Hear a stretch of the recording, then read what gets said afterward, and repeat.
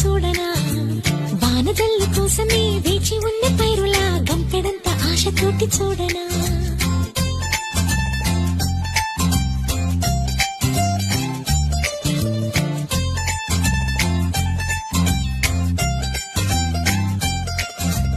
జోల పాట కోసం